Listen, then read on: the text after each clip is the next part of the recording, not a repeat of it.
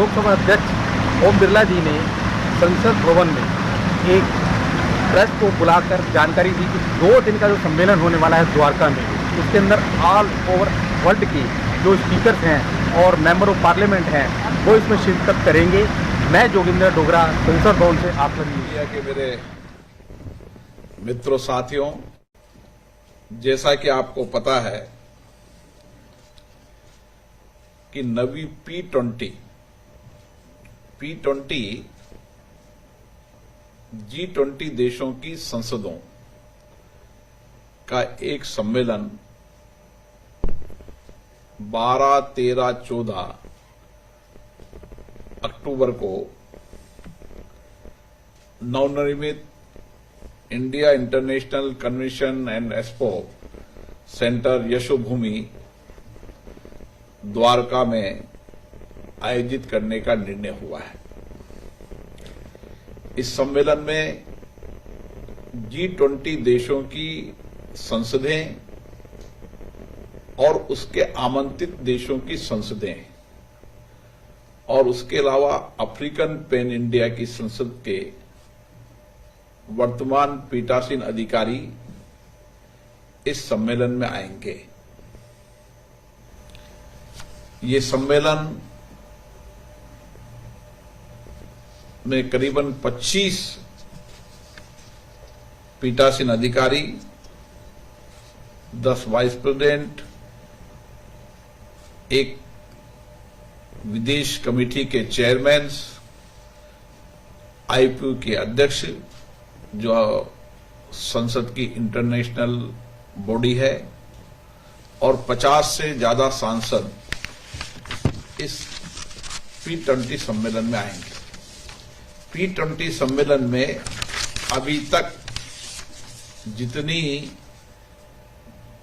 P20 सम्मेलन हुआ है उसमें सबसे ज्यादा भागीदारी इस सम्मेलन में हुई है। उसके लिए G20 के सभी देश और आमंत्रित देश के पीठासीन अधिकारियों को मैं धन्यवाद देता हूं कि मदर ऑफ डेमोक्रेसी के अंदर भारत की संसद द्वारा आयोजित इस सम्मेलन में वो आमंत्रित हैं और विशेष रूप से यहां पर कई विषयों पर चर्चा और संवाद करेंगे।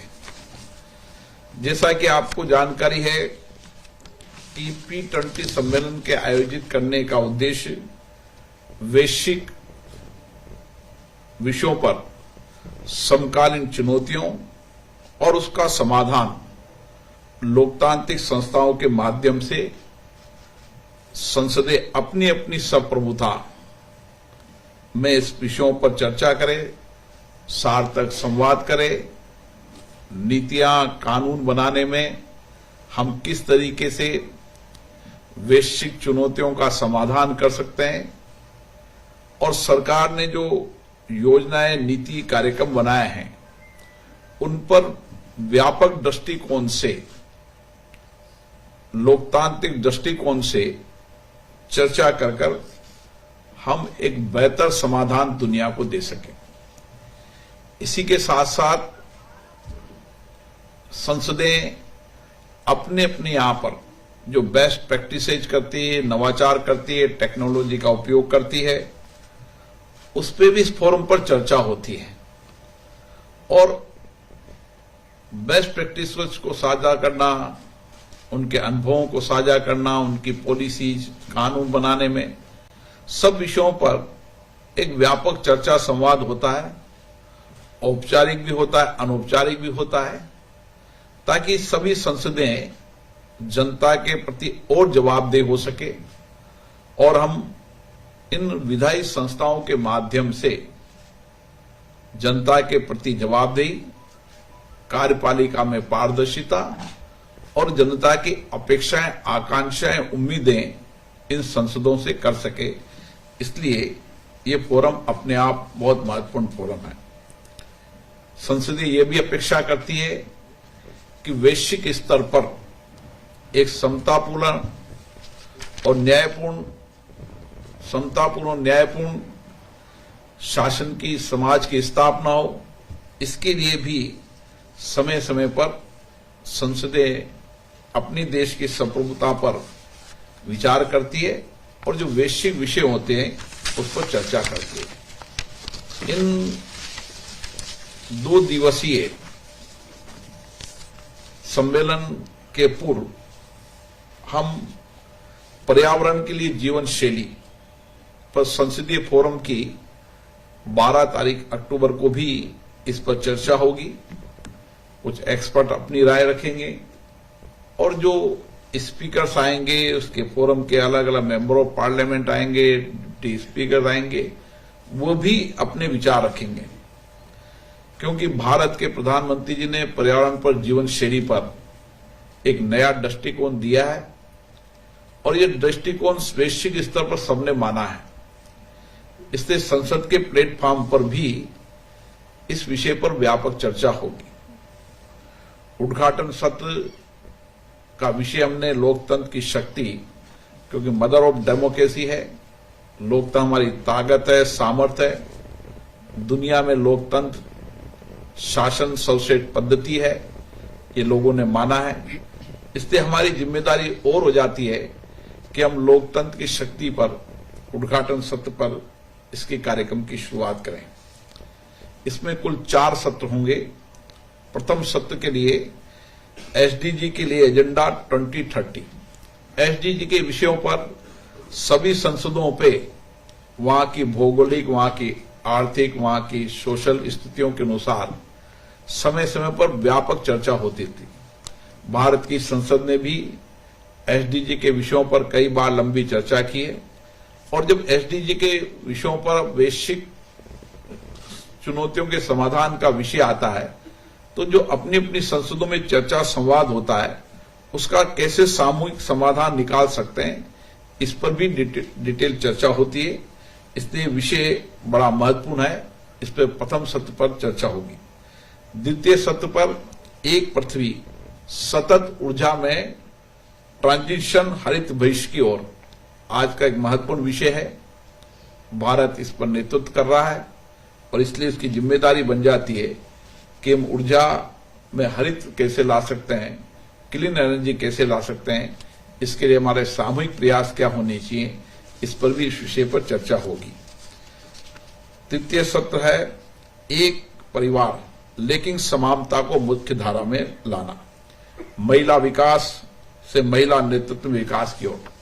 भारत दुनिया का वो देश है जहां पर हमने आजादी के बाद हमारे संविधान में हमेशा लैंगिक समानता की बात की है। मतदान का विषय हो, तब भी हमने आजादी के बाद पहले मतदान में ही सभी लोगों को मतदान का अधिकार दिया। ये भारत के संविधान से दुनिया के कई लोगों ने लिया। दुनिया के ऐसे भी देश हैं जहां बरसों आजादी के बाद चुनाव में लोगों ने सबको मताधिकार दिया, लेकिन भारत का संविधान बनाने वाले निर्माताओं ने इस पर विशेष रूप से लैंगिक समानता, धर्म की समानता, इस विषय पर विशेष रूप से ध्यान दिया था और इसका ही कारण है कि आज हम इस दिशा की ओर बढ़ रहे हैं। 14 अक्टूबर को जो 14 सत्र होगा, चौथे सत्र में एक वर्ष सार्वजनिक डिजिटल प्लेटफॉर्म द्वारा लोगों की जीवन में आमूलचूल परिवर्तन। इन चारों विषयों पर आज भारत की दिशा में एक अच्छा काम कर रहा है। डिजिटल प्लेटफॉर्म पर दुनिया में और देशों ने जहां जहां भी काम किया उनसे, दुनिया में जिन्होंने और अच्छा काम किया है उनसे भी अनुभव लेते हैं। लेकिन भारत आज डिजिटल प्लेटफॉर्म पर तीव्र गति से बढ़ रहा है और आने वाले समय में हम और इसकी तीव्र गति से काम करेंगे।